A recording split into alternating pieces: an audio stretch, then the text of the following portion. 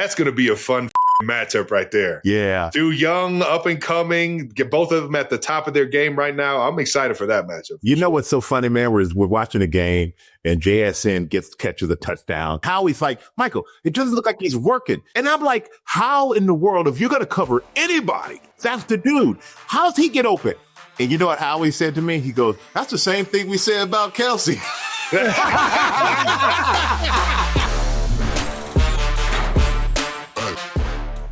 Welcome back to New Heights, ladies and gentlemen, boys and girls, a Wondery show brought to you by XFINITY. They got that best deal ever 5-year thing. We're going to talk about it later. We're your hosts. I'm Travis Kelsey. My big brother, Jason Kelsey, rocking the same hoodies from the old New Heights clubhouse out of the University of Cincinnati, Cleveland Heights alum. Shout out to Cleveland Heights. Well, Cincinnati alum and Cleveland Heights alum. Subscribe on YouTube, Wondery Plus, wherever you get your podcasts, and follow the show on all social media at New Heights Show with one S. Mentioned the Kelsey Clubhouse. That's .com if you want to check out anything Kelsey, anything New Heights. Jason, why don't you tell everyone that's listening what we have coming up? 92%ers, we got a great episode as we do every week. That's right. We're going to touch a little bit of that Championship Sunday as well as look ahead to Super Bowl 60. Damn, Super Bowl 60. Yeah, you know what else I like? Tell me. Michael Strahan is here. That's right. The one and only. We're going to talk his career, giant Super Bowl run, and so much more. Oh, yeah. Before we get into any of that, we're going to start with some of that new news. New news is brought to you by Sleep Number. How about it? Such a comfy sleep. Every single time. Jason, do you know your sleep number? It changes. I think right now it's a 55. If Ooh, I'm not mistaken. You are a soft sleeper. What are you? You firm? Yeah, I'm a little firmer. I'm around the 70s. I like a good 70. I fluctuate between 55 and 65. Nice. All right, Trav, you're officially a mattress man. Yeah, baby. I am the mattress man. I'm selling mattresses worldwide, baby. And there's a song that sounds like Mattress Man. What is it? Minute Man? Minute Man?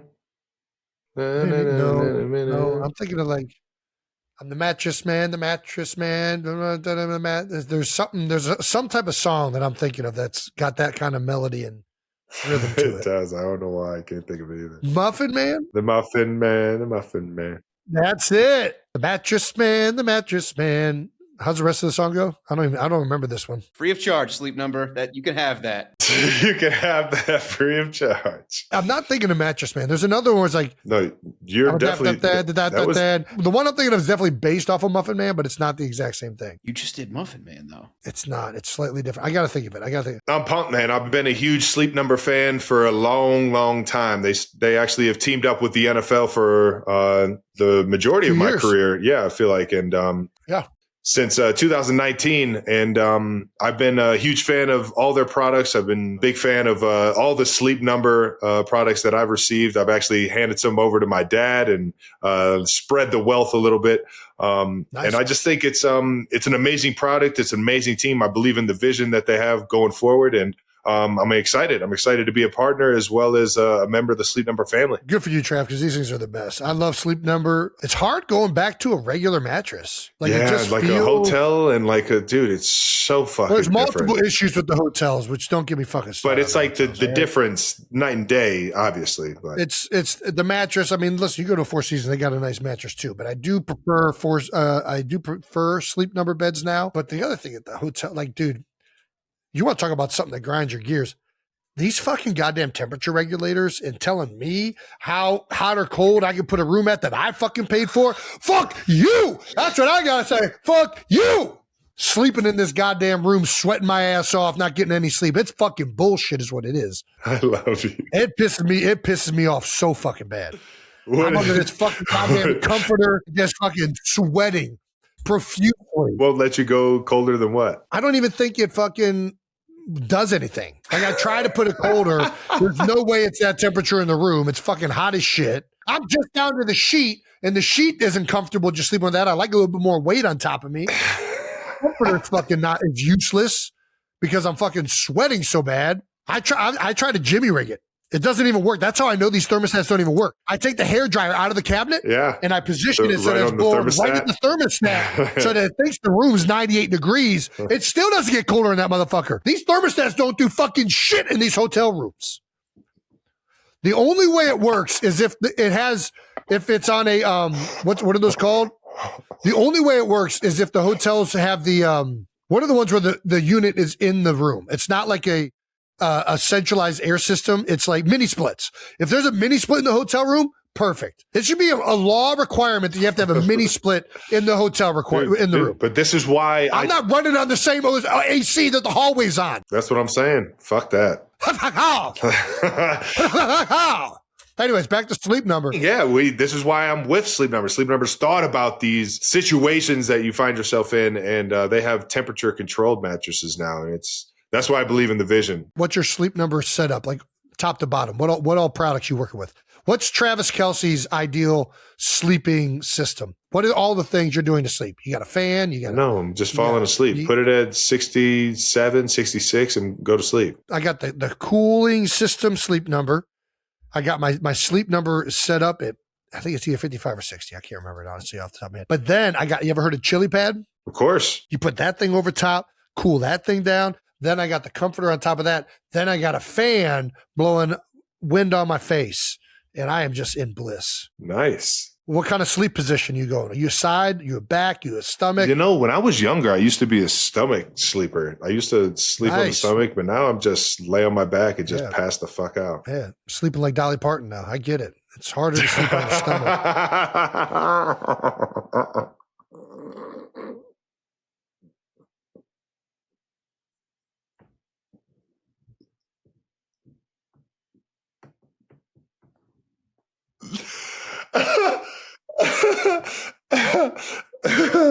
I fancy myself a side sleeper. So your right side, left side, you just go back and forth all night? Yeah, I go back and forth. My shoulders get sore, so I got to switch it up, but I like sleeping on the side. I'm predominantly sleeping on the left side, but I'll switch over to the right side to even it out. According to these pictures, I'm not quite as curled up as a fetus, and I'm not quite the yearner? Yeah. Somewhere in between a fetus and a yearner is where I'm sleeping. Yeah. I usually have I'm more pillow in between the legs. Pillow in between the legs. I'm not the soldier, but I'm the starfish for sure. Like I'll sleep on like the outer hip and I'll still have my shoulders flat. If I sleep like that, my mouth is dry as fuck, and it's usually because I've passed out drunk and I'm sitting in that position. Chalk drawing on the sidewalk where the guy's just dead. I don't sleep like this either. I'll sleep like here and here. You know what I mean? Like I'm not just like straight up. Are you a split down the middle of the Sleep Number? Or are you a full sleep? No. Full sleep. It's not the best for cuddling. I like the full mattress because I like to roll into it, roll out of it. And if I'm sitting up, we're both sitting up. It's really good for getting actual good sleep because now Kylie likes to put her side up because especially when she's been pregnant, she really enjoys the ability to sit up top. There you go. And for me, when I snore, she can just raise my side and then I stop snoring magically. So there's a lot of benefits to independent top usage that we certainly enjoy. I'm excited about this partnership with Sleep Number. Obviously, believe in the product, and I'm excited to work with them in the future and create some fun opportunities with you guys. So. Oh, we're also gonna announce another huge announcement. New merch. That's right. We're doing a giveaway of some of our new Pro Standard sweats. I'm not gonna lie, they are incredible. I'm a big fan. I would tell you if I didn't like it. Yeah, as you know, Jason is very open with his opinions. I think a lot of people like the soft, fuzzy, fluffy interiors. I'm out on the soft, like fluffy, fuzzy. I'm in on those too. I like this hoodie though. No. This is a good wear and tear. I like you could go through some shit on this. This doesn't feel synthetic at all. It feels like a natural fiber that my skin doesn't feel at all weird about. I don't like the texture of those fluffy things. And then it's like, it's just polyester and it's made of shit, but not this fucking thing. This thing feels real good. All right. Here's how to enter. Follow New Heights and Pro Standard on Instagram and comment your favorite moment from any episode so far on our giveaway post. And we're going to pick three people. Wow. Just giving these things away. All right. Pick three people and we're going to send you a New Heights Pro Standard kit. I'm excited about this Pro Standard collab, man. They do it right, and it took like a few just like test runs on what they have to offer, and man, I absolutely love it, man. It's a good gray too. It's a solid gray. I like it. The kit is going to feature a New Heights merch as well as a Pro Standard NFL jacket from your favorite team. That's awesome. Make sure you guys check out this new merch and make sure you guys enter to win the kit that features the New Heights and Pro Standard merch. And that about wraps up new news, which is brought to you by Sleep Number, my new exciting part. All right, let's get into some bold topics brought to you by Intuit TurboTax. I say we do it. Jason, you want to do the honors? All righty, our guest today is a 6'5" defensive end from Texas Southern University. He is a 7-time Pro Bowler, 6-time All-Pro, 2001 Defensive Player of the Year, 2-time Emmy winner, a Peabody Award winner, a Super Bowl champion, and a member of the Pro and College Football Hall of Fame. Damn! You know him from $100,000 Pyramid, Good Morning America, Fox NFL Sunday. He's literally been to space. He is still the record holder for the most sacks in a 16-game season. 92 minutes. Please welcome Michael Strahan. I ain't gonna lie, man. That was the best introduction I've ever had. Never had. Come on now. Best Let's go, introduction baby. I've ever had. And honestly, I didn't realize I did all that shit. That's the best part, man. When you got this many things, it's easy to forget. But, man, you've been on some incredible things, Mike. Yeah, it's been fun, man. It's been fun. What's your favorite thing on that list right there? that What's list. your most Football, prized? Super Bowl. There you go. Yeah. It's always good. Yeah, it's you know what? Player of the year, all that stuff, and Pro Bowls is great. But as you guys know, when you win a Super Bowl, it's like you can celebrate that together with the guys. Yep. And I'm still on a group chat with all the guys on the D-line. Every day, we're hitting each other up. It's either questions, memes, support each other, whatever, encourage each other, or just flat out cracking jokes on each other like we did in the locker room. So, hey, who's the biggest character in that group chat? Every group chat has one guy that's like really. It's just like, all right, here he goes again. oh man, OC. You know how OC the trip? Because OC lives in London now. He does the NFL. He lives in London? He does Okay, the all right. NFL broadcast. And I'm very, very proud of him because he's in London doing an NFL show. And he's won the equivalent of an Emmy in London for years ago for the show. So it's equivalent of somebody here in the U.S. winning an Emmy for cricket. We'd be like, what is that for? Yeah. So OC did amazing. But I've noticed every time I talk to him or I listen to him, all of a sudden he's got this deep English accent. I'm like, Oh, no. yeah. He went over there and just got a look. no, you went to Troy. You lived in Atlanta. No, man. Yeah. Well, he's the character. All the guys, the characters in their own right. That's great. I love that. Listen, the D-line is notorious for being the one room in the entire building that just has one on top of another, just different lifestyles, different dudes, and just some of the funniest guys ever, man. I don't know if you spent a lot of time with Chris Jones, but he is one of my favorite people of all time. I guarantee you he would light up that group chat like no one else, man. But I tell you what, man, I got a chance to see Chris this season. We came to your guy when you guys played the Eagles and on the road. We were in Kansas City, and I got a chance to see Chris after the game. And I tell you what, man, I love the dude. I wish I could have played with him. I'm telling you, man. He's unblockable. And knowing Spags' defense, because Spags helped me win a Super Bowl. Oh, yeah. I would love, I'd love to play with Chris. Let's get into it, man. I got to ask you, you already mentioned my guy, Coach Spags, man. He's one of my favorite guys. One, because it's so challenging. Obviously, we get to work with him throughout the year in the off seasons and in training camps and stuff like that. I get to experience what it feels like, the frustration of how much he has in that defensive playbook and everything. But he's also one of the best humans that I've ever met in my life. And off the field, on the field, he's one of the best motivators. Tell me, you got any good Spags stories that aren't out there from your days playing for him? Well, I would tell you, Spags is one of the nicest humans. His wife, Maria, they bake cookies for the team. Oh, yeah. I had some of the best limoncello I've ever had from the Spags household. Insane. But the thing is, the crazy thing is I have no bad stories on him because he's such a good guy. But I will tell you this. My last year in the league, we start out 0-2. We gave up 80 points in 2 games against the Cowboys the first week, and then I think 45. Then we gave up 35 against Green Bay the second week. Damn. And Spags comes into the meeting room guys, you think you're going to show up in that meeting room, you're going to just let everybody have it. You're like, oh, yeah, we garbage. We're going to hear how garbage we are. Dude walks in and goes, hey, I want you guys to know, just trust what we're doing. Trust the defense. There's not one of you that I would trade for anybody else out there in the league. Now, I know he was lying. Yeah, of course. Yeah. I had a few guys, I'm like, Coach, I got right there. No. But he made us believe in, like, okay, you stick with him. Believe in the system. Believe in this dude. Believe in each other. And we just turned it around, man. And all that, I contribute all that to Spags and making us feel good when we should have. Most coaches make you feel bad. I do got to ask you, because one of the things that stands out with Spags is his blitzes, right? He can give it from every single direction, zero, zone blitz, man pressures, games, all that stuff. But I know as a defensive lineman, that's not always what y'all want to do, right? Especially when you're the great Michael Strahan, sack leader. Coach, don't have me slanting and angling. Just let me beat the crap out of this tackle right here. What did you feel like playing in that system?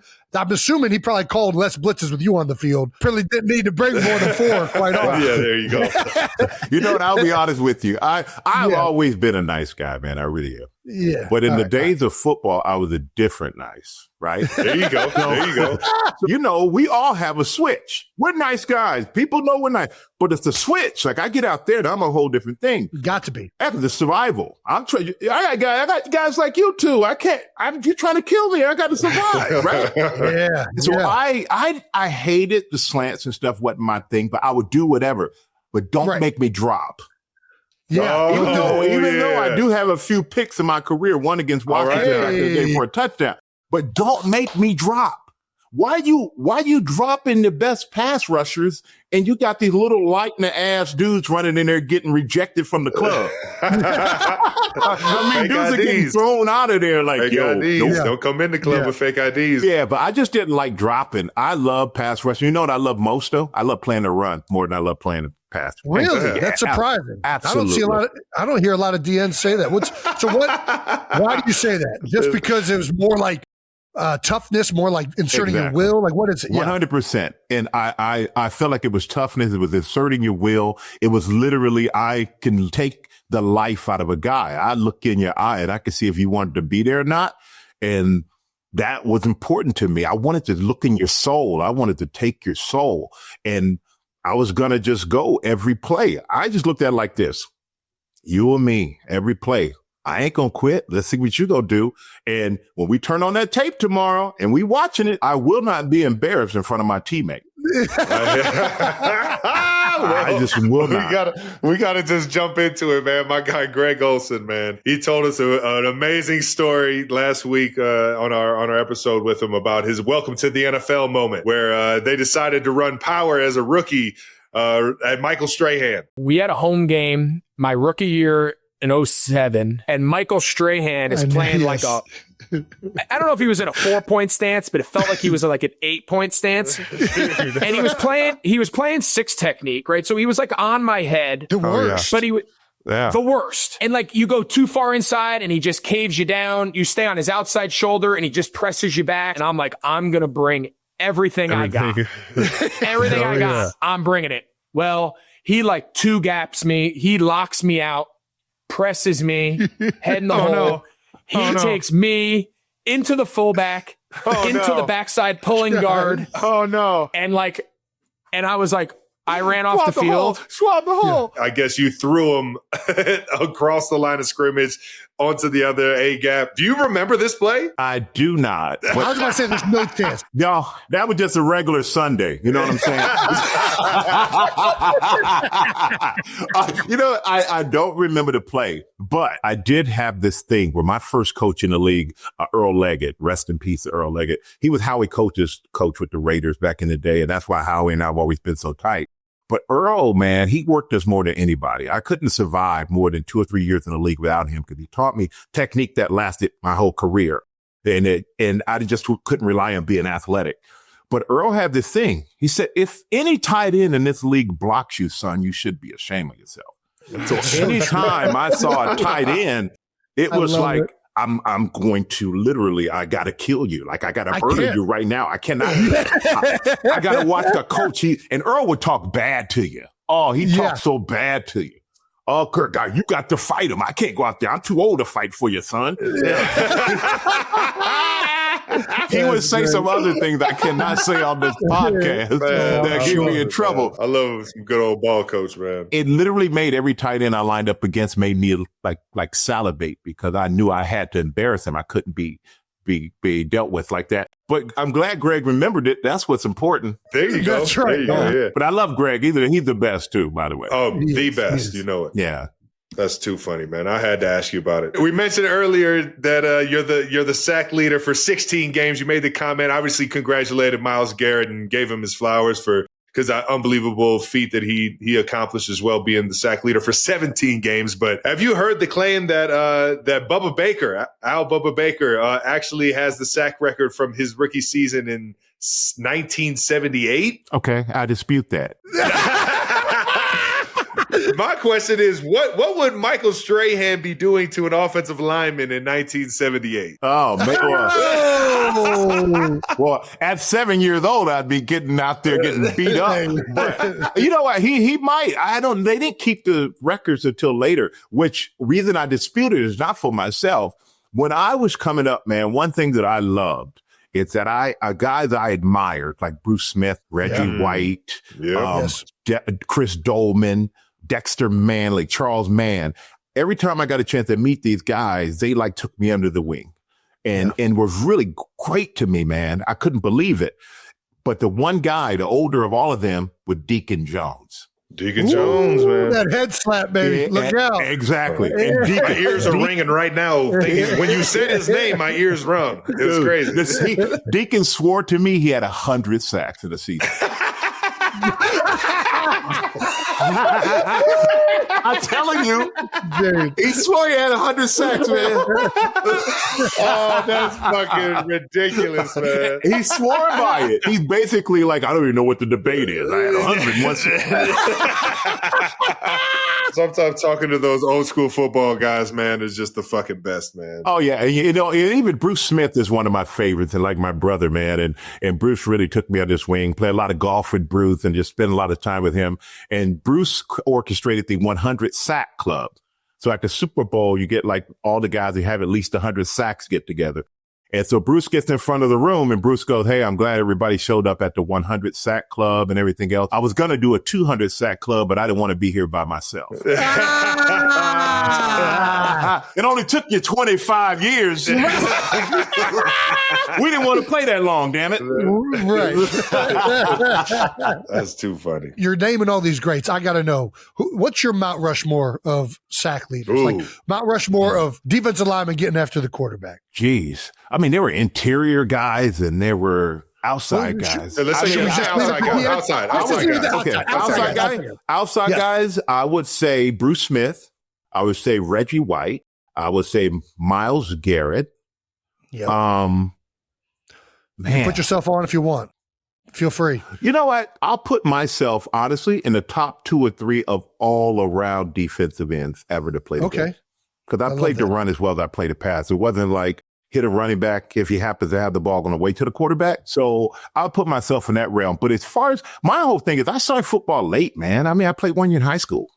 I lived in Germany. I wasn't playing football. So you were in Germany all the way up until you were 18? Yeah, 17.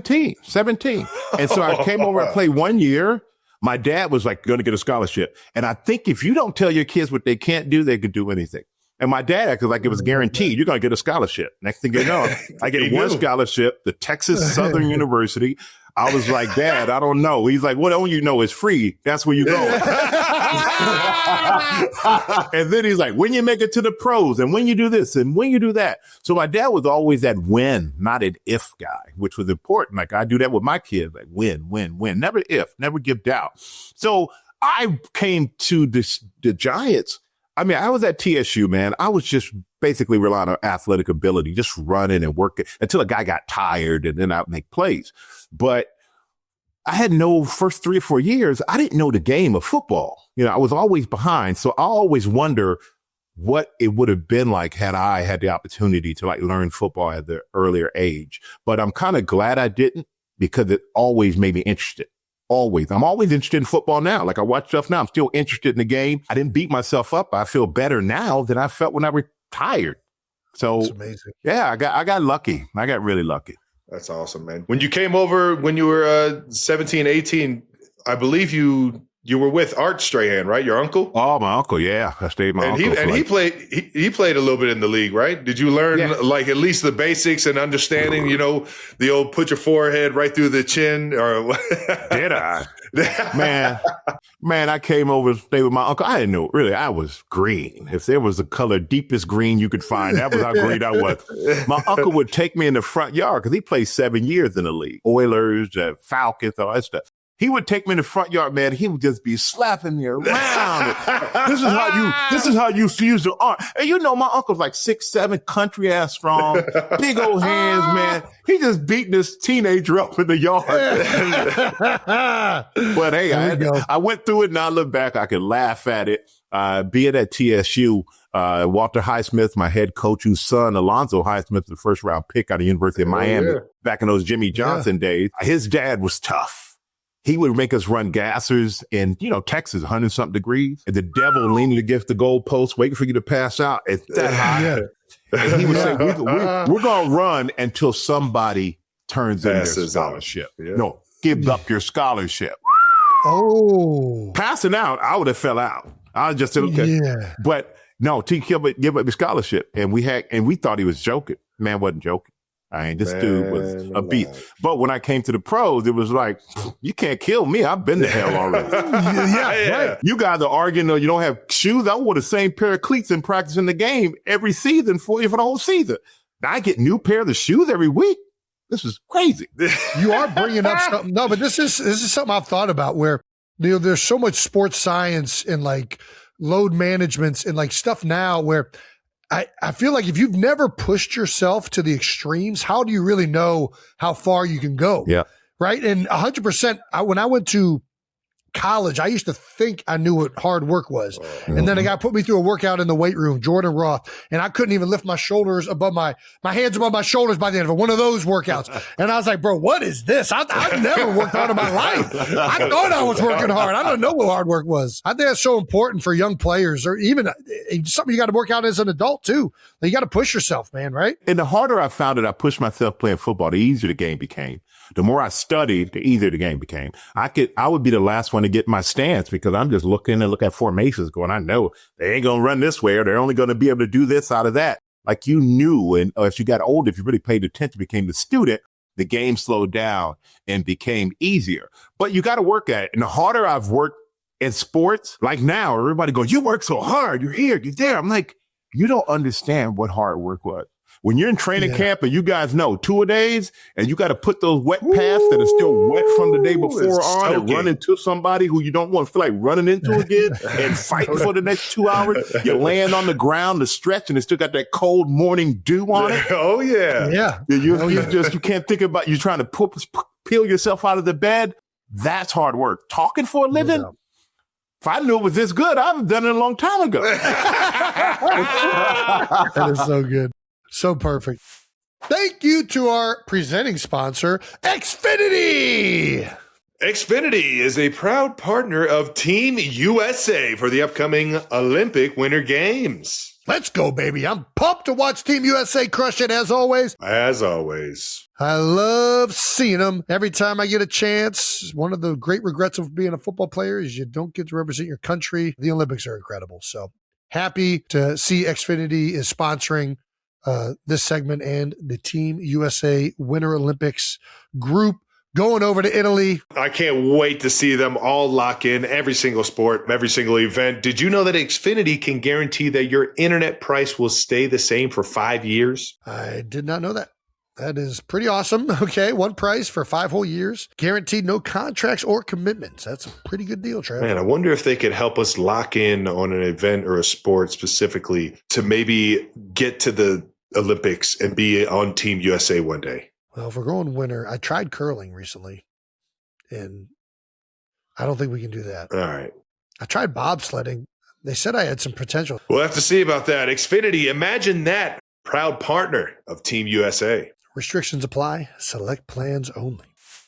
Alrighty, thank you to our sponsor, Intuit TurboTax. Tax season is here, people. Filing just got an upgrade. For those of you that use Credit Karma, now you can file your taxes with TurboTax right through Credit Karma app. How about it? And get your max refund. Wow. And when you get this year's refund, Credit Karma helps you take it further with a personalized plan showing how to make the best use of your money. It's all right there in the app. Whether you're looking to start building savings or improve your financial knowledge, Credit Karma with TurboTax supports you through the process so you could get your refund fast and make your money go further. This year, get every dollar you deserve. Get started now by downloading the Credit Karma app and navigating to the tax section up at the top.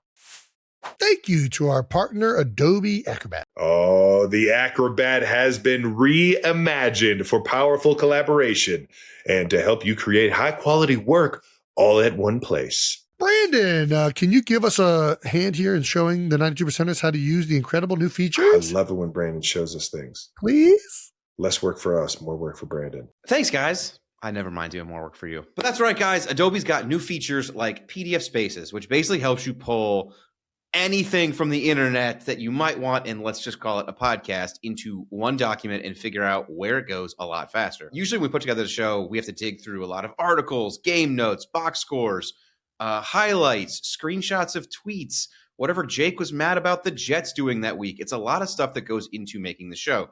And honestly, the segment that's toughest to put together is Stamp of the Week. There's actually a lot more nominees that we never really even show you guys. We look through everything from game highlights, what's going around the internet. I watched a bunch of clips of people in Philadelphia going crazy in the snow. That was my personal Stamp of the Week. But we can drop everything into one PDF space, and this tool can take it all into one document, put it there, organize it. We can ask the AI assistant, hey, AI assistant, based on everything here, who is the strongest Stamp of the Week nominee and why? Do we end up just yelling out names to each other? Yes. But before that, we can actually have some kind of plan of attack. Why, thank you, intern Brandon. You're the best intern a podcast could ever ask. Faster prep and better picks so we can get more done together. That's right. Learn more at adobe.com/do-that-with-Acrobat. All right. Before we touch on the more of your career, Mike, we want to talk. It's Championship Sunday. Let's talk about currently. All right. We got the Super Bowl coming up. Let's talk about Patriots defeating the Broncos. What'd you think of the game? Oh, man. A Patriots-Broncos game. I thought the Broncos should have won the game. I won't lie. Interesting. Yeah, it felt like the Broncos should have won the game. I felt like Houston should have won the game. Houston had some bad bounces that went their way on some strip fumbles and all that stuff. If they recover a couple of them fumbles, Will Campbell, everybody wants to get on him. I'll give him a couple of sacks. He fell on those two fumbles and saved them. And I know nobody tries to play bad, but C.J. Stroud just need to give him something, man. He had to give him something. And I felt bad for the kid because I like the kid. But in big moments like that is when you really need to show up. Like everyone talks about Eli Manning's record is 150, whatever it may be. But in the biggest of moments, that cat showed up. Mm-hmm. He always showed up in the biggest moments. And that is the mark of a real, that's how you get over the hump and really get yourself out there. Is those big moments you rise up. But against Denver, I thought that they should have kicked that field goal. Gone up. I know. Early on. Take the point. You knew it was going to be a low scoring game. Just take it. Yeah. But I don't get these coaches now because fourth down now is automatic. Go for it more than it's not. And I get analytics, but you got to feel the team. You got to feel the situation. You got to, I got to back a quarterback and weather's awful. I felt that naked coming from as soon as they thought about it. You know what I mean? Because I believe they called a timeout to think about it. Yep. I felt it from that point. I'm like, man, they're about to run a little play action boot. Yeah, and I felt bad for Sean Payton because Sean Payton coached me back in 2000 or something like that. I love Sean, and I talked to him the day before the game, very confident what they were doing. But in the playoffs, I felt like just take the points, man. Take the point, put pressure on New England, especially on the road, to beat you with a great defense like they have. And their defense had been playing great up until that point, right? Like it was just like, man. And the Patriots defense ain't bad, so you need to take the points that you can freaking get. When you can, yeah, I hear you. And I think Seattle game was great. I mean, that was a great game. The Rams had opportunities. Awesome. That fourth down stop on the your 4th and goal. The red zone. Yep. The muff punt. That really was kind of big turning point of the game, even though the Rams came right down and answered. But I'm happy for Sam Darnold. So happy for that dude, man. Yeah, I played in New York. It's hard, man. And he comes in here, the 3rd overall pick, doesn't go well, gets beat down mentally, physically, and then 5 teams in 8 years, and everyone thinks he's washed. And then he goes to Minnesota, plays well last year, but then they get beat in the playoffs, and they're like, he's done. This guy can't play. Why Seattle pay him all this money? Well, now you see why. I mean, it's been awesome to see the resurgence and to see him answer the critics again. Like, you're always rooting for the guys that have been down and out, and to answer that. His ability to take that heat from everybody and still be the calm, cool, collected cat that he is, the confident guy he is in his abilities, man. I've always been a big fan of his, man. And it's cool to see him finally get it, dog. But I'm with you. I thought the Broncos had a really, really fucking good chance, even with the backup Stidham in, man. They could have gone either way for him. But what do you feel about the Super Bowl, though? What do you two feel about the Super Bowl? Are we allowed to talk about that now, since you got to talk about it, Jason? You know, I've learned about this TV deal. You can't give all your secrets out right now. You got to hold some back. We ain't holding back over here. You know, I think it's obviously, you know, the Seahawks look like the favorite, right? Their defense has been so good all year round. That offense has been fantastic. Pat's offense has struggled throughout the playoffs. Now, they played some unbelievable defenses, right? They played the Chargers.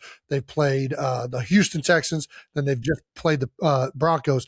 They're going to get another test with the Seahawks, who have another amazing defense. Yeah. I don't know that people are giving New England's defense, including myself, enough credit. Like, I thought the Broncos, I was like, I don't think the Patriots are going to move the ball on the Broncos, but I didn't really think about as much as like this New England defense the last really 3-4 weeks is playing really good football. Yeah. The way they're blitzing, they're doing a good job of mixing up these max pressures and these zone drops and simulated pressures. And I just think they're doing a great job as an entire unit right now.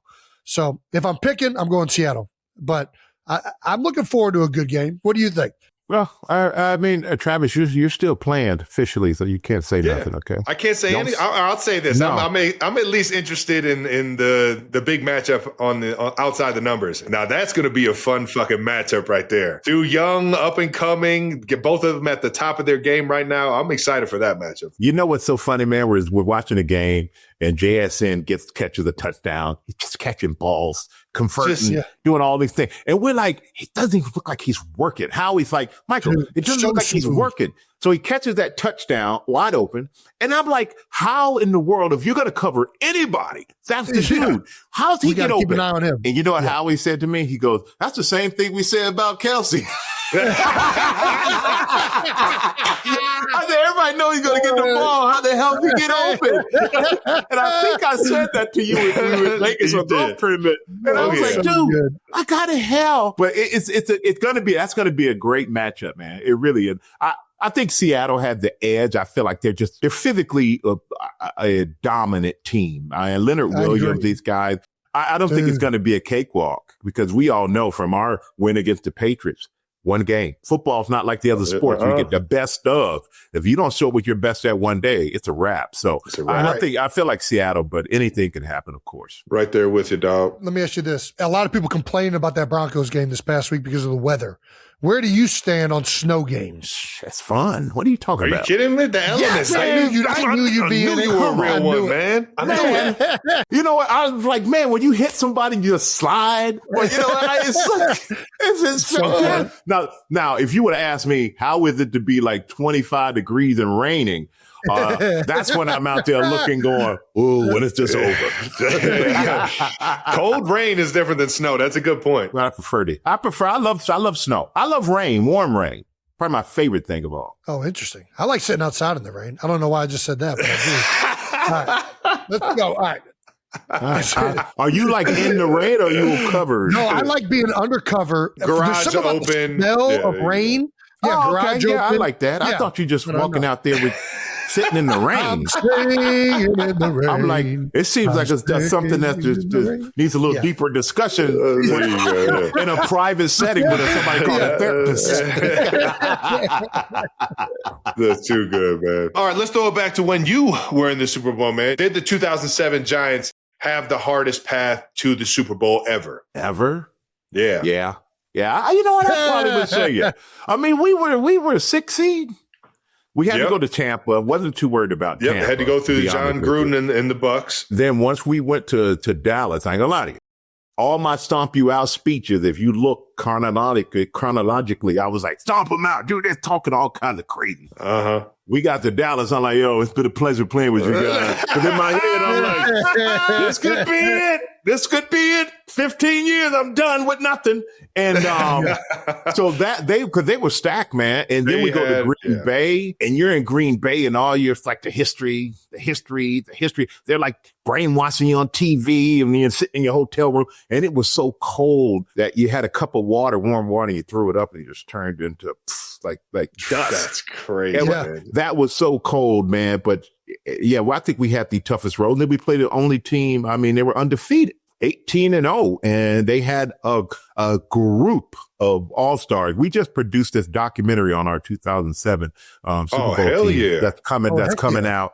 And I was watching a cut the other day, and I was watching with a friend of mine, and he go, Randy Moss, Tom Brady, Brewski, Sayal, Rodney Harris. He just started naming all these guys. And I'm like, yeah, this team they were beyond the reason they were undefeated. Yeah. Yeah, they were beyond. So yeah, I think we had the hardest path, and thank God we won so I could retire. Went out on top, baby. What's the thing you remember most from the run? When we bonded as a team, like we went to London. We went to London to play the Dolphins, and they hadn't won a game. I think they lost every game that year. And we were like, we can't be the team they beat, especially overseas. So we go to London. We end up beating the Dolphins. And I hosted, I like set up a party because, I was the oldest guy there. I wanted the old guy, but I wanted to make sure I look out for the young guy. That to me, the best way, make sure we're all together.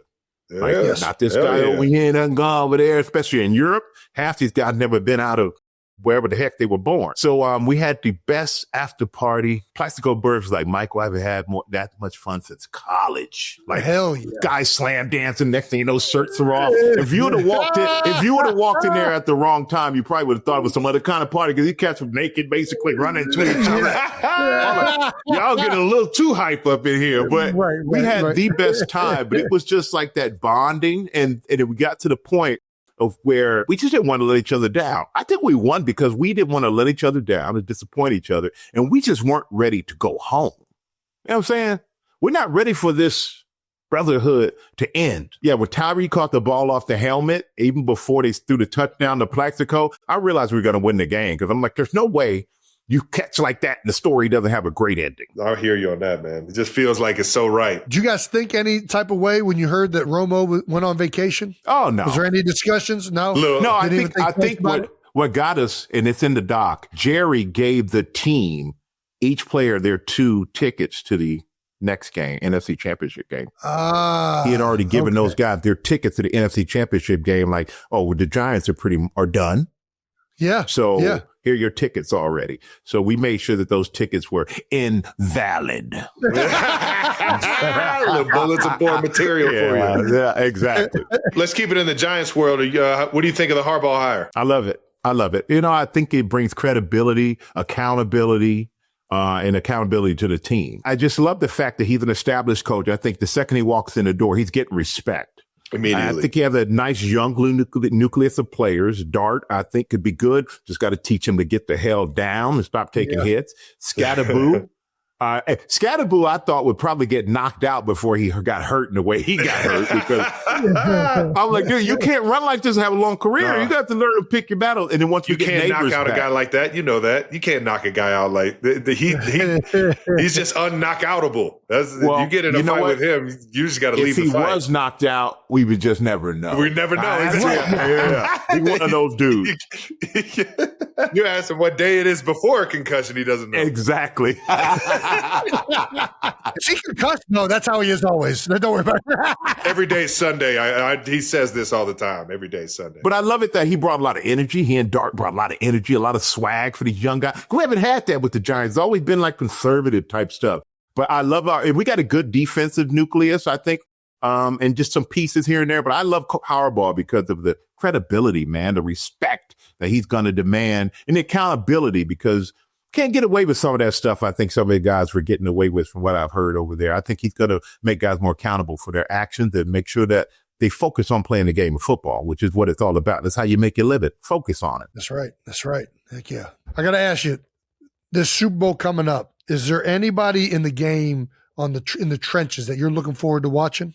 Oh, who are the guys you're like, man, I love watching these guys play? I love watching Leonard Williams. I love watching Leonard, who was with the Giants. We see like we have great players, and when we let them go, they go on to be all world. Yeah. I mean, Leonard. I'll tell you this: everybody in Philadelphia knew how good Leonard Williams was. I can tell you that, man. I thought you were going to say Saquon. I was about to just slap. Well, that one too. But but Leonard is a beast of a player. So I love watching Leonard. I just like watching. I like watching D-line battles because that's what those trenches is where I live. So anytime I see a quarterback back there just bouncing up and down, no pressure, I'm pissed. I ain't gonna lie to you. I'm so pissed. Yeah. I'm like, dude. And when I see guys running there and just go straight into a guy and they just hold on to each other and dance, I'm pissed. Like, dude, look like you're trying to get there. You don't have to get a sack, but pressure, just making them feel your presence could be a disruptor. And there are times, man, I wake up and I'm like, one time, I ain't gonna lie to you, about 2 years ago, maybe even less. Like, man, screw this. I'm coming back, man. Before Phillip Rivers decided, I'm like, I'm coming back. Come on. Man, my body feels good and ain't really no surgeries, nothing. I'm good. You could give him a good 4 or 5 games, huh? Well, just a quick 4 or 5. I did one workout and I changed my mind. It made me realize, oh hell no, that ain't happening. I'm past that's done. Nope. Now I just Google me. There you go. Yeah. Go on YouTube. Look it up. As an all-time great pass rusher, what would you say if somebody was going to say, like, how do you rush a passer? What's the art? What are your keys to getting after a quarterback, to beating the offensive tackle? I always tell people pass rushing is about athletic ability and all it is, but it's like chess to me. That's why I love doing it. I was known as a bull rusher. You go back and watch me and Jon Runyan. It was like, bro, I have seen those clipped over and over again. I love it. It's epic. Yeah. But I had to have strategy against him because that was the strongest. Once you put them hands on you, I might as well just straight into the next play. But I learned, and I used to do it to everybody. I know when you watch film, and I self-scout. I watch myself to see. But I know guys expect me to bull rush. So you know what I do? Bull rush the shit out of you. First 3 rushes. Yeah. The first 3 rushes. Up the field, first step, second step, plant, turn, head in the chest, lock Speed out, and don't stop your feet. Don't press and then start a run. Nope, right through you the whole way. I don't even want to sack. I just want to make you hop and get back in your quarterback's face. And then after I do that, I'll look at you and go, hey, a little bit stronger than it looks on tape, huh? Like you thought you were going to stop that. You knew it was coming and you couldn't stop it. So I hit you with that 3-4 times. I ain't worried about a sack at that point. Then big down comes up. I run up, plant, give you that same look. If you're a big dude, you don't want to get pushed back. So you squat and you lean, and then I chop you and come across the out round. Then I beat you. I make the play. And then in your head, you're like, oh my God, push me back. He beat me to the outside. Next time I come up, I give you that fake power to outside move. Then I'll give you a power. Then I give you another fake outside and power to outside move. And then need another big play, give you the fake power to outside, make you think I'm going outside and club you come inside. Oh. Now I beat you straight over you. I beat you outside. I beat you inside. And then I look in your eye and I see you don't want no more because you don't know what's coming. That was to me the strategy and the psychology of football. But I didn't talk much unless you talk to me. Oh, and that reminds me, Greg Olsen play. I do remember that play. Olin Cruz, the center. Oh, yeah. He had pissed me off. He had pissed me off. I remember that. What did you cut you? He cut you on a TV or something like that? He did something. Yeah. And he was talking, and I took it out on Greg. I do remember I was pissed. You got to know who you're talking shit to, man. Yeah, he was a great player, Olin. Great player. Now that we're talking a little D-line, O-line, you brought up Runyan. Cam Jordan One of my favorites to ever go up against, man. Recently just said that offensive linemen aren't athletic. What's your opinion on that take? If they weren't athletic, I love Cam, by the way. This is not a slight. Yeah. He's one of the greats. He had a hell of a long career. But if they weren't that athletic, Cam would be like Deacon Jones that had 100 sacks in a year. First of all, and I wish people at home who really love the game could get a chance to come down and watch like some plays from the sideline to see how big, strong, and fast these big dudes are. And footwork. I mean, these dudes are athletes. Jordan Mailata? You want to talk about Google somebody? Google Jordan Mailata back when he was playing rugby. And you know what's so funny between Jordan and Lane, when we do a lot of Eagles games, obviously, and in person, and I always look at Howie and I say, yeah, man, I wish I'd give him a run for that money. Howie looks at me, he's like, Michael.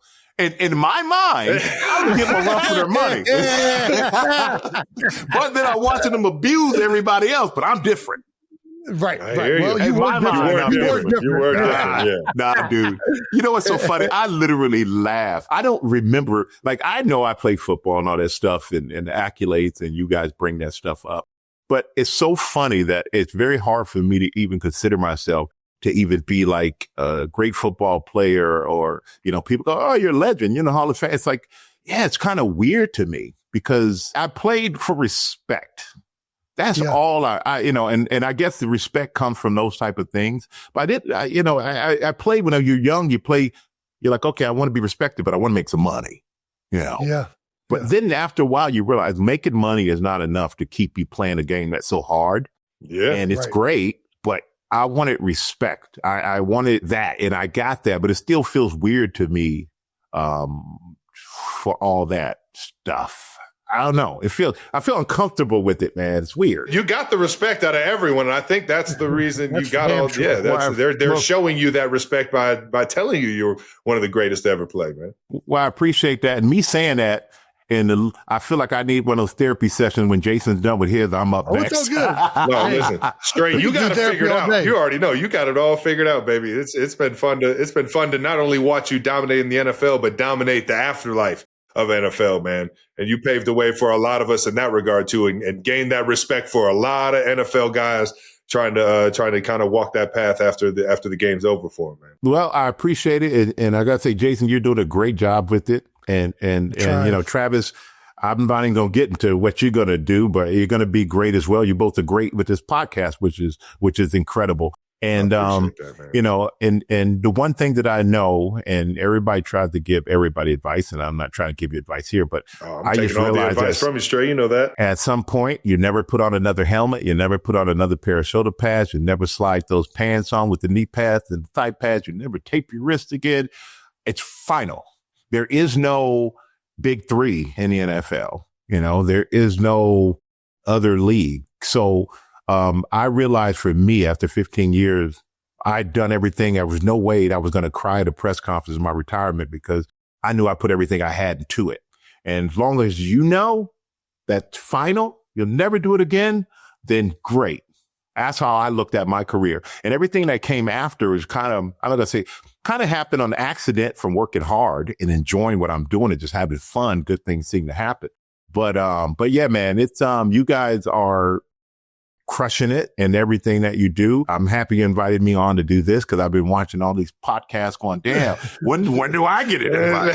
Come on now. You've been at the top of the list. One more thing I got to say, though, for people out there watching, it's about character. Okay. Both of you have character. You're raised right. Okay. And Jason, every time I seen you, you've been the nicest, and your wife and everything that you guys, you've always been great. And Travis, you may not remember, and you probably do remember, but it said a lot to me. And I tell a guy I was talking to Howie about this with you the other day, is I was at the airport and I get out the car and you coming across you got out of your car you're already in to come over and say what's up, which I didn't even know you were there. And most people sit in that car and be like, nah, man, let it go. I ain't go. But it's like little things like that show character. And I always appreciated that from both of you guys, man. And like little things like that you think nobody's really paying attention to really mean a lot to a lot of people. And, you know, I'm always here for you guys if you guys ever need anything. And I'm not saying that like we done podcasting. Let's keep on going. I'm sorry. No, we're gonna keep going. But I appreciate that. Means a lot. And I still got to take you out for some of that golf down there in Florida, man. Man, you know I got you. I remember that. I haven't forgot any of that. Florida, Bahamas, I got you covered.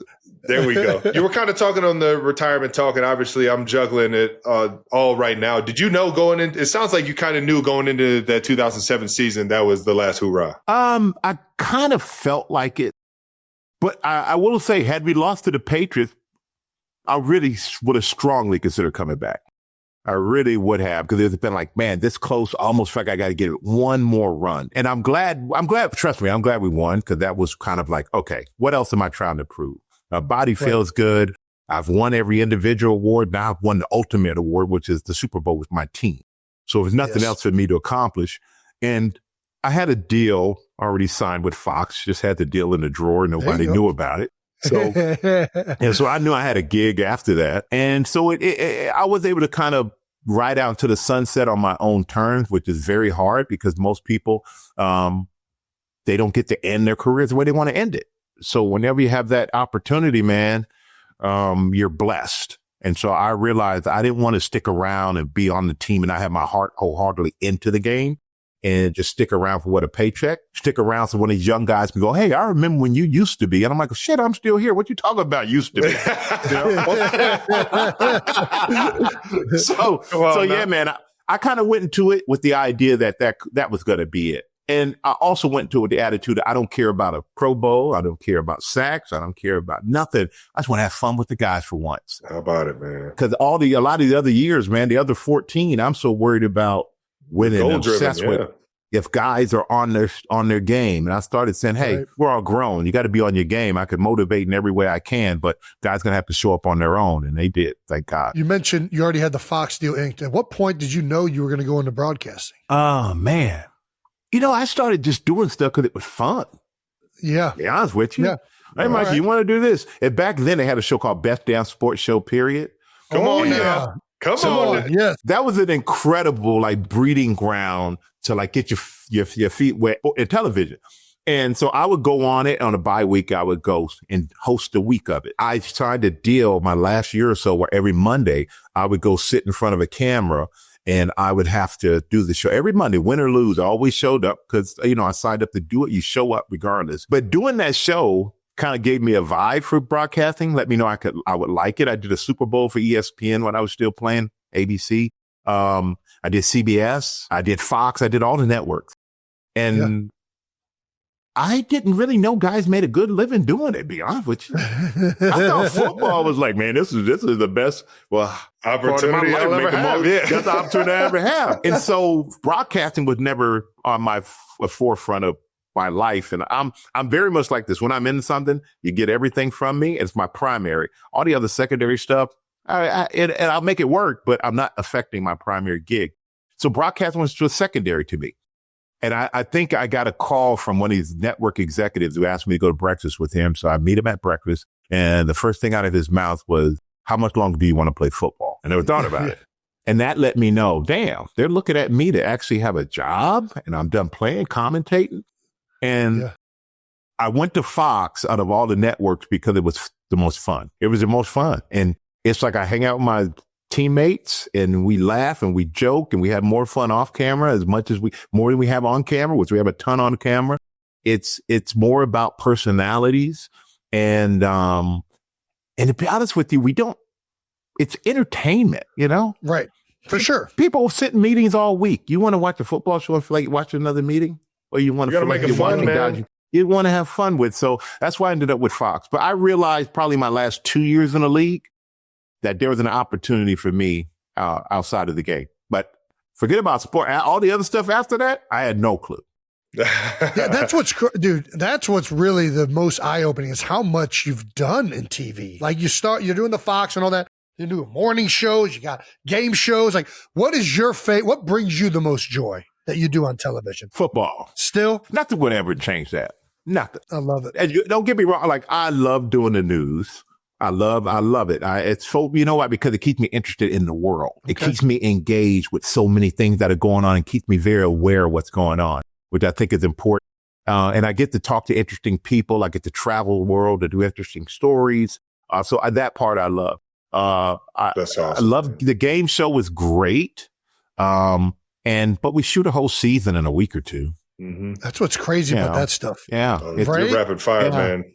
Yeah. And Travis knows, because I was telling Travis, I watch your show. You're great. I dove in a little bit, man. You already know. Those shows can get crazy, man. And I got more comfortable as it went on, but that's a different world that I had fun with, and I'm sure you did too, man. But I think I'm right there with you, man. There's just something about talking about football and being around the game and given the expertise that you've gathered over the years. It's also this, and I'm sure you would back this up, Mike, but one of the things you miss most about playing is just being around the guys. Like nothing replaces being around football players. Nope. I don't know why it is.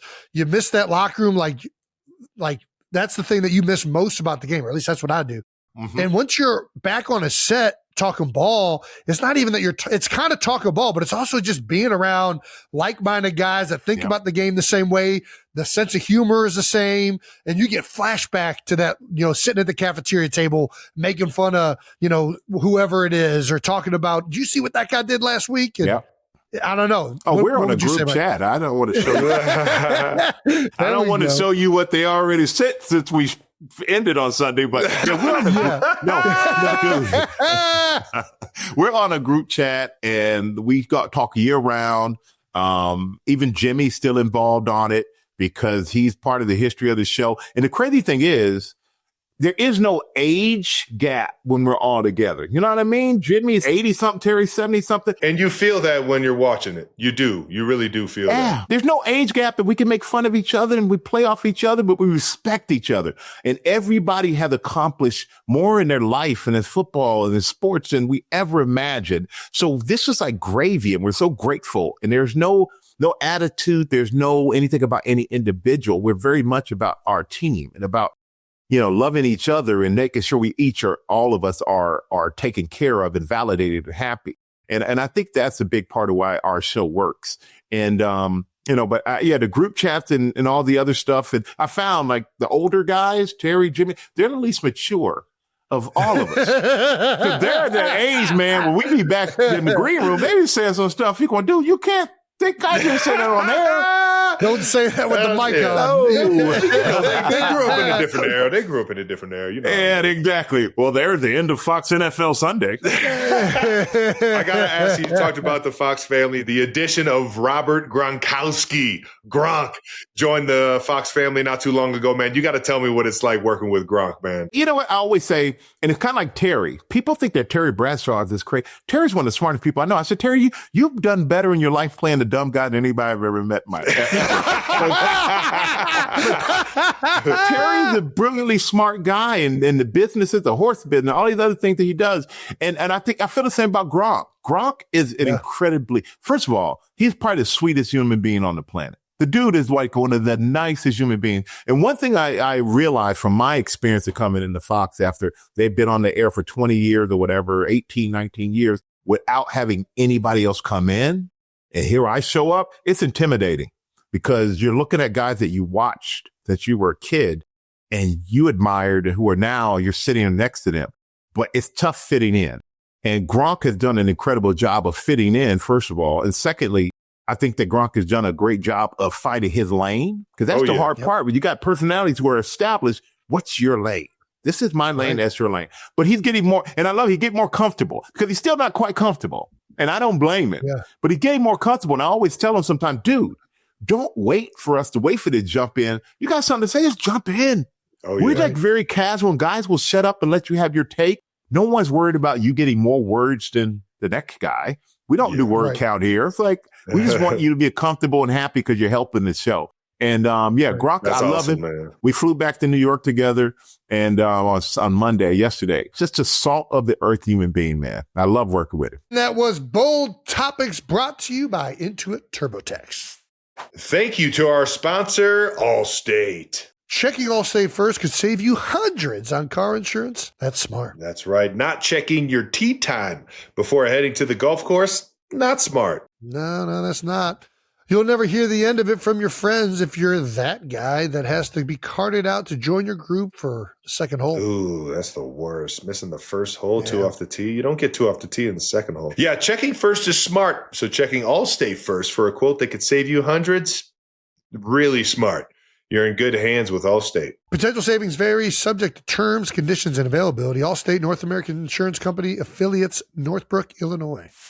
Thank you to our partner, Claude. Ever notice how quickly people want answers these days? Yeah. Right. It's all shortcuts, I guess, huh? But the best solutions don't come from taking the easy way out. No. While other AI gives you fast answers and keeps you scrolling, Claude's built for the people who want to work through the complexity. Yeah, like tackling the hard problems and the why behind the answers they're searching for. Man, I tell you, this is right up my alley. It's for the people who are up at 2 a.m. because they can't stop thinking about something until they solve it. Not just checking a box and going about to their day, you know? That's right. Well, whether it's building something with purpose, diving deep on a complex decision, or feeding genuine curiosity about understanding something, Claude's built to expand your thinking, not rush you past it. Breakthroughs versus shortcuts. That actually makes sense. Check out claude.ai/New Heights for problem solvers who keep thinking. Thank you to our partner, Liquid IV. As two guys that have been there, we know that hydration is crucial when you're getting ready for the big game. And Liquid IV is here to make hydrating so much easier with their sugar-free hydration multiplier. Just one stick and 16 ounces of water, people. That hydrates you better than water alone. It's clinically tested. Nutrients turn ordinary water into extraordinary hydration. And there's tons of flavors to choose from, like strawberry watermelon, lemon lime, raspberry lemonade, and there's other ones too. Yeah, there is. No matter what you choose, it'll hit the spot. So get your favorite flavor now at liquidiv.com and use code New Heights at checkout for 20% off your first order. And don't be scared to go big. Orders over $90 get a free limited edition Liquid IV tailgate kit while supplies last. Yeah, baby. Tear, pour, live more. Head to liquidiv.com and get 20% off your first order with code New Heights at checkout. All right, Stray, before we get you out of here, we always end our conversations with a little segment called We Gotta Ask, but you don't have to answer. You can just tell us to fuck off. But We Gotta Ask is brought to you by Allstate. Oh, boy. You do not have to answer. Yeah, you can tell us to fuck off. I'll be honest with you, kind of hard not to answer, though. I kind of like skating on the edge, man. There we go. All right, here we go. We'll talk about skating on the edge of the atmosphere. What was it like going to space? Amazing, dude. Crazy thing is the whole thing was like 12 minutes. Boop, boop. Felt like hours. What? Really? To be in the light and you're looking up at space, looking at the darkness up there, and then the rocket starts taking off. And it's not like Apollo 13 movie with Tom Hanks. It's kind of, it's just gradual. It's like a gradual push. And you look at your little screen, because each seat has a little screen, tells you the altitude, the speed. You're like, oh, 40,000 feet. I've been in a plane. Then you're looking down, then you look back, it's like you're 200,000 feet, and you're 2,000 miles per hour, something crazy. And you're going, oh my God, this is real. And the design of the ship is amazing. When it goes up, it's designed to twist. So you don't have to turn your head. Just look out your own window and you get to see the full 360. Because there's an emergency booster in the middle. So you got to keep your head back because if something happens and that shoots you off. That shoots you off at 9 Gs. Oh when you're going up, there's like 3.5. Yeah. Like your Top Gun or something. But the gradual push up is like 3.5 Gs, I want to say. Coming down is like 5 Gs. But when you get up there and they release the main rocket from the capsule and they go poof, and then you realize, oh my God, my arms are floating. And then the lights go off. You can undo your belt. Put your belt up and you push as hard as your two fingers, like holding a cell phone, like that kind of pressure. And then I'm doing flips, man. My big ass has never done a flip. I haven't done a flip since I was a kid. And I'm doing like flips. We had little mini footballs and you do like that and it just goes. It doesn't, none of it. It's just, and blowing in one space and doing like the cartoons where you're flapping, does nothing. You'll just sit in one spot. And then, it's just amazing to float around. You're looking back at Earth, and it's like you're watching when you leave your Apple TV on too long. it was literally one of the best parts, which sounds kind of creepy, is that you have to come to terms with death. Oh, wow. And by that, I mean, before you take off, you become so relaxed and free. Best way to put it. You just come free. If it's God's will, this is what it is. This is how I go. And believe me, though, I was happy to come back. But, but everybody on the ground was crying. And except for my mom was like, your dad did worse. He was jumping out of planes all the time. He's a paratrooper. I'm like, well, damn, Mom, you know what? Come on. But everybody else was crying, but all of us on there were just so happy, man, so filled with joy. That's amazing. And it was one of the best things I've ever done in my life, without a doubt. Wow. Yeah. That is incredible. That's what I wanted to hear, baby. And that was a long explanation, but I loved every second of it, man. I'm so in. I tell you, you would love it. They do an incredible job from start to finish. And I would highly recommend it. If you get the opportunity to do it, I would jump on it in a heartbeat. It's life-changing in a lot of ways. Makes you realize how insignificant you are in the world. But it also makes you realize how important you are to the people that matter the most to you, because I'm on there thinking about my family, and like, I'm not ready to leave them and they're not ready for me to leave either. Like, it really puts a lot of things in perspective. That is beautiful, man. You've done so much, Mike. What's next? What is the next thing for Michael Strahan? Retirement. Like full, just all around work. Man, I ain't done everything. There's no way. You know what? Yeah, they're in the way at some point. Some point, man. You know what it is? I love Fox. I absolutely love that. But I just want to. You work so much, and then I want to go here, I want to go there, and I can't do a lot of things because I got these commitments and schedule stuff. And I think at some point I have to look at time lived and time left. I got you. You know, I hear and you guys are young, man. Y'all enjoy. You got more time ahead of you than behind you. I got more time behind me than ahead of me. So I'm starting to look more in that vein of life, and I'm not just going to completely disappear. But another thing is, I love business, and I got a lot of other businesses that I do, and and those things interest me like football did, because I had to learn them, like I had to learn football later, and I love doing those things, and I think I could get a lot of validation or out of just, not feeling completely retired and doing nothing, but that gives me enough. And on top of that, I do Fox until they throw me off of Fox. Man, I don't want to be 80 years old on Fox, but I'll stick around a little bit longer. You got some fun stuff coming up with Smack Entertainment, right? You guys got some docuseries coming out, right? Yeah, we got a docuseries coming out, Coach Vic. And this is the second one we did with Mike. Because Mike, we did the evolution of the black quarterback with Vic. Yeah. Yep. And which Andy Reid, your coach, played a big part in that doc, because think about the quarterbacks, McNabb, Vic, all these guys that he really brought in and gave a chance when other people probably wouldn't have. So he's been very instrumental in that. So that and now we have Coach Vic and his foray into coaching at Norfolk State. That's right. Norfolk State, baby. Him and Deshaun Jackson going at it right there. Two former Eagle greats. I came down for GMA, and I was at the stadium, and we had both of them there because they were doing the game there and at the link. And I'm like, I felt out of place in Philly, man. All that Eagle stuff. I'm like, we could have done this at a neutral site. Don't bring me up in here to interview these guys at this. But don't feel right. So we got Coach Vic coming up. We have a movie coming out too. I'm going to screen it after we get done here. And that one is about John Madden. We did the documentary on the Madden video game. Man. And then we did Bill Belichick on the Madden Cruiser for the Super Bowl in New Orleans. We produced that. And now we're doing the Madden movie with David O. Russell directing. Christian Bale plays Al Davis. Nicolas Cage plays John Madden. And so that I'm going to screen now because that's coming out. Man, I can't fucking wait, man. That's going to be good. That looks awesome, man. That looks so fucking awesome. It's going to be incredible. And obviously, John Madden he's one of the biggest personalities that I like. He was the world when I was growing up. And I can only imagine what it was to actually be in a room with him and to enjoy who he was as a person, man. Well, those pregame meetings. I mean, imagine doing those pregame meetings and you're meeting with John Madden.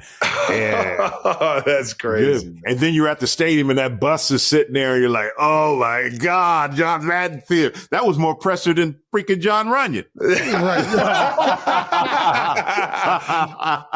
I got to ask you, you brought up John a couple times. I do got to ask you this. I see the highlights and I see a lot of Michael Strahan highlights. I know you've always given John his credit as being tough, physical, but what was it really like?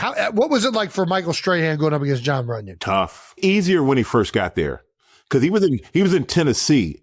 And then when they brought him to Philly, the whole thing was, we brought him to Philly to stop Strahan, which pissed me off. So I studied Jon Runyan more than I probably studied anybody. Yeah. I could tell what he was going to do before he can do it. I could tell he was going to fart before he farted. That's how much, that's how much I knew that cat, right? But I will say, as we played each other more and more over the years, the tougher it got, the more savvy he got. He and Eric Williams with the Dallas Cowboys was my number one toughest guy. Jon Runyan and Leon Searcy, who was the offensive tackle, played in Pittsburgh and then in Jacksonville, where they were 2A and 2B. And so freaking strong and tough and smart. And I love Jon because Jon made me a better player. Those three I named made me a better player because playing against them made everybody else seem easy. And even at my Hall of Fame induction, Jon came, which meant the world to me. And I had to give him a shout out.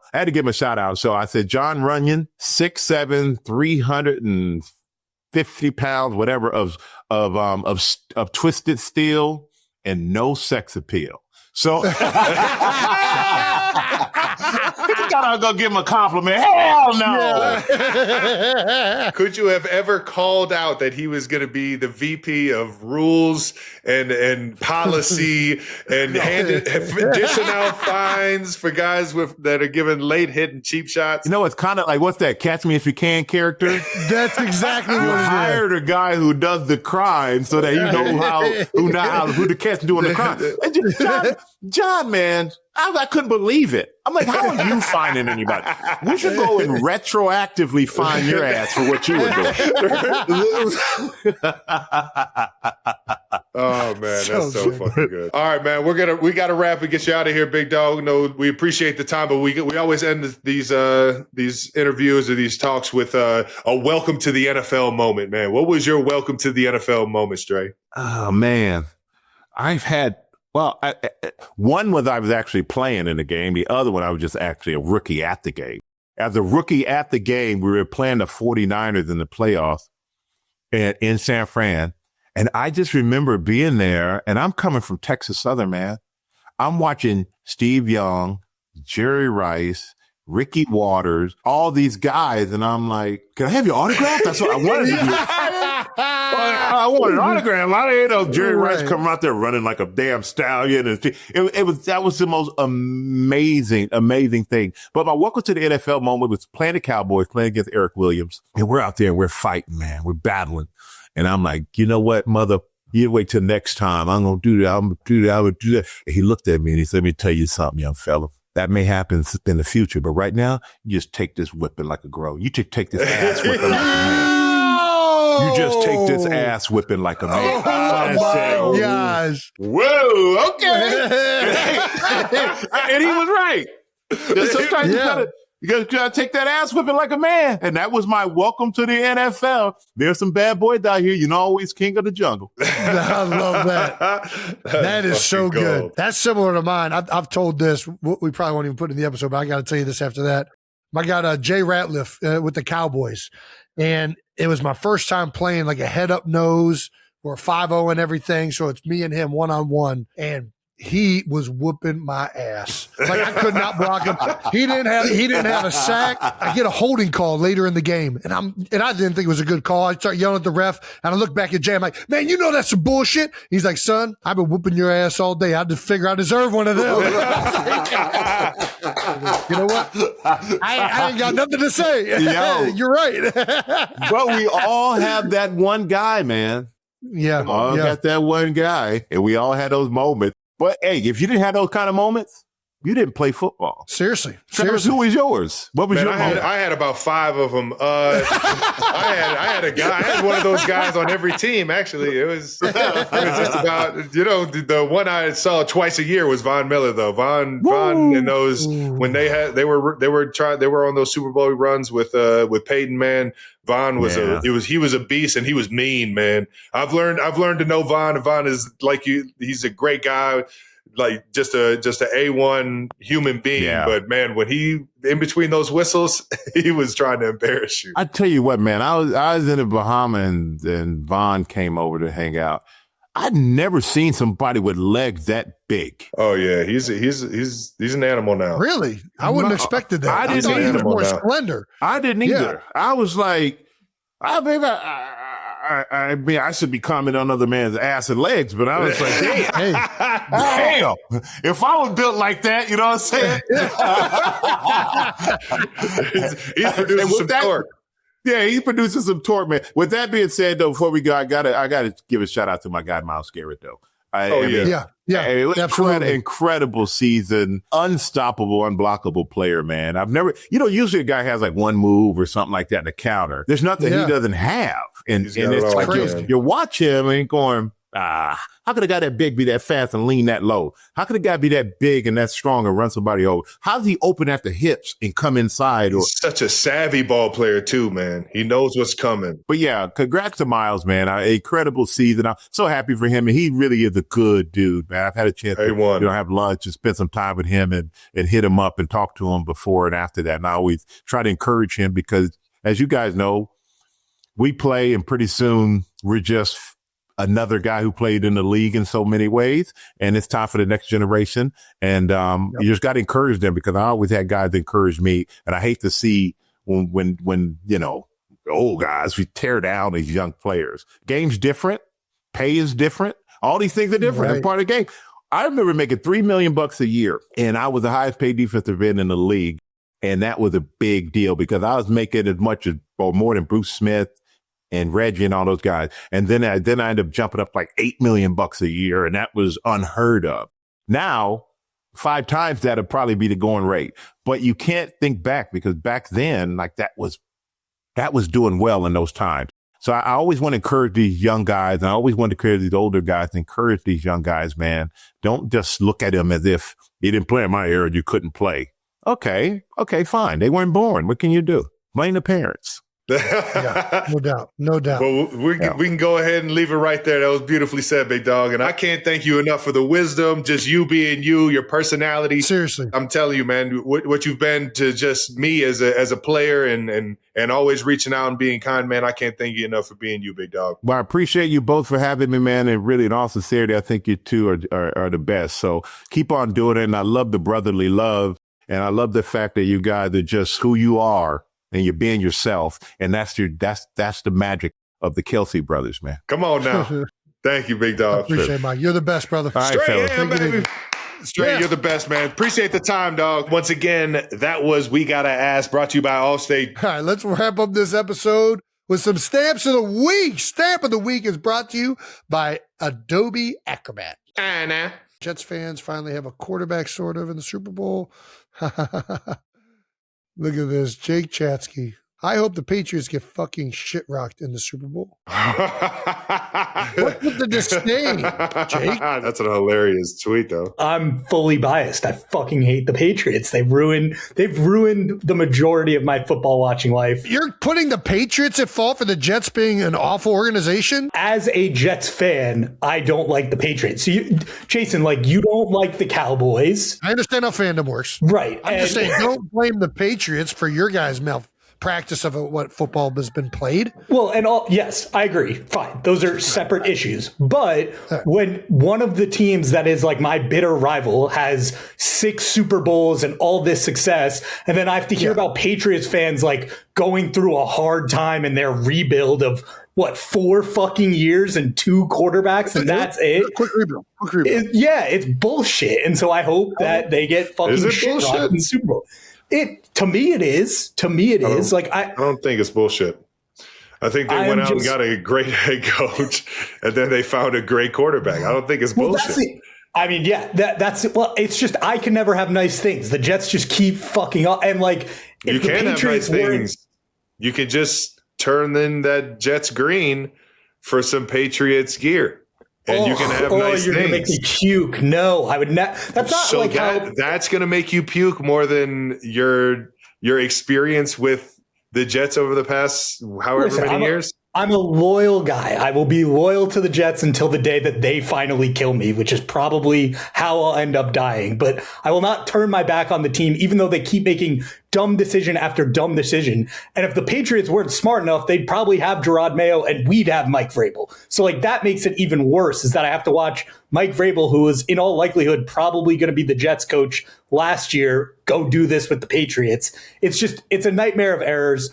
We should have had Sam Darnold. He should still be our quarterback, but no, he had to like go to 5 different teams before he could go to a Super Bowl. And now I just have to root for Sam Darnold to avenge his ghosts and let me have like a slight win in the fact that Patriots fans will not be happy. How many great Jets players are playing in the Super Bowl? You got Sam Darnold, another one people don't want to talk about, Leonard Williams. Leonard Williams was a standout with the Jets. Yep. Who else is there? There's got to be some other names that I'm not even thinking about that are playing in the Super Bowl that were Jets. I lost to Leonard Williams in the Jets, yeah. I can't think of many off the top of my head, but Well, all I'm saying is it doesn't sound like you can blame the players or the Patriots. I just don't want good things to happen to that franchise. In particular, like the people who root for that franchise are like people who have been tormenting me personally for 30 years. And those people don't change. You know what I mean? Like the Patriots fans who are rooting for Tom Brady and being like, ha, ha, ha, fuck the Jets. They're the same people who get to enjoy Drake May now. So I understand it's like a different team, but I will not be happy for them. All right. That's understandable. Understandable. Who are you rooting for, Trev? I fucking love a good Mike Vrabel story, man. I love Vrabes. He's always been the fucking best, man. He just felt like he would have been an awesome coach to play for. But I do love the Sam Darnold story. I got a lot of guys over in Seattle that I admire. It's a tough one. There's a good storyline on both of them. Cincinnati Bearcats got Kobe Bryant over there playing DB. I'm rooting for him. I'm rooting for AJ Barner, another Cleveland kid. Both of those guys out of Cleveland. So I don't know. Sam Darnold is I like that story right now. And to see him flourish would be pretty damn cool to see him go from where he's been to winning a Super Bowl. I like Sam Darnold. I love the Seahawks defense. I like the way they play. There's just a certain amount of respect that you have. Kenneth Walker, the way he was running this last game, oh my gosh. He's a beast. But then there is I like Drake May. I like the rookie quarterback. I like nothing Vrabes. to not like about the Patriots. It's just the story. The over defense, Seattle. I don't know, man. I like that defense over there in New England. I like Milton Williams, my former teammate. Mac Hollins, my former teammate. Yeah, it'll be interesting. I can't wait to watch it. Mac Holland is like Anderson Varejao. He is, which I was a big Anderson Varejao fan. Who wasn't? If you were a Cavs fan. I think teams overthink the third receiver sometimes. I think Mac Hollins. Dude, he's been amazing everywhere he's been. He really has. That's what I'm saying. I feel like they're always trying to get like this shifty, like route runner. And it's like, dude, it's so much better. Get the guy that just plays ball, man. Dude, get into 11 personnel and have a guy that can do all these things that you can do out of 12 if you want to play nickel. And I don't know, man. I just think and then he's also like a mismatch height-wise and size-wise for a lot of the safeties trying to guard him. Like, anyways, all right, let's get back on track. Stamp of the week. I'm going to go our old Cincinnati GA. Yeah, Jesse Minter. Obviously, his father is a well-renowned coach in the college and NFL, and Minter has been unbelievable since he's been with the Chargers, really since he's been at Michigan under Harbaugh, but now is the new head coach of the Baltimore Ravens. Has some big shoes to fill over there in Baltimore, but happy as hell for you, Coach Minter, and good luck in the AFC next year, brother. That's a great one, Trav. I love that one. I'm going to go – I mean, we just talked about hating the Cowboys and Jets Jake hating the Patriots.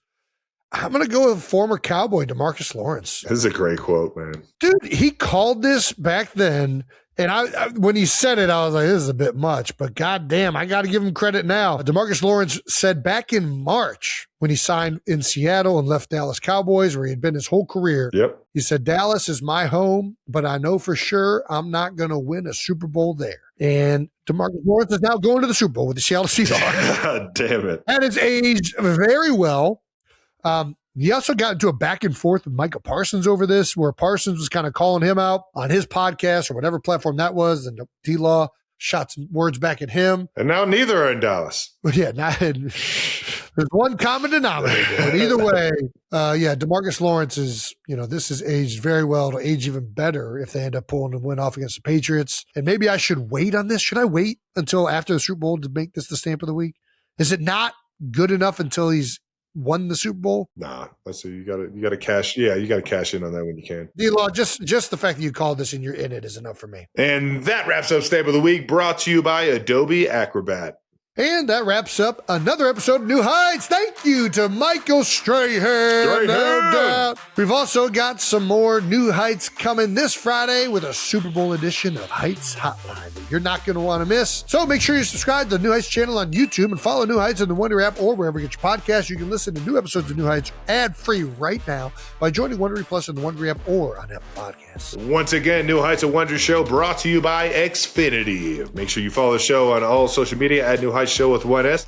Thanks to the New Heights production team for always making us look amazing and making our job so much easier. And we really appreciate what you guys do. And to all of you 92%ers, you guys should appreciate them too, because we appreciate you. You guys should appreciate them. And we love you guys. We'll see you guys. Sounds like Friday.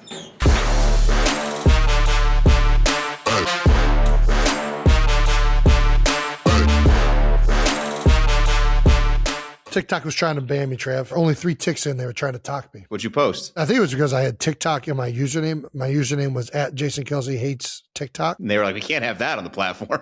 It didn't really give me a lot of good answers. And then when we reached out, it was like, you can't have TikTok in your name. So then I thought about doing like Jason Kelsey hates this app. And I was like, you know what? It's not worth it. Let's just make it Jason Kelsey. So. That's why Jake's best in the biz. He said, just use your name. I'm getting banned like tomorrow. What'd you post? I sometimes leave comments, and sometimes those comments aren't what people would call helpful. Give us a mundane one that isn't going to get you in trouble. If it's a front-facing video and you're in your car recording it, I know I'm in for a bad time. The second you get this and it's like, all right, guys, let's talk. I'm like, I'm already furious. If the car is moving and you're talking into your camera, furious. I'm not a big selfie taker, but my TikTok right now, I have 2 that open up on my face, and I think they're funny. So I got to break that trend. You'll be fine. It's ironic when you do it. It's funny when you do it. When people are genuinely want to see their own face is when I get disgusted. Why are you this so confident? What is wrong with you? You shouldn't feel this good about yourself. All right, I'm going to yell into this camera. Let's do this.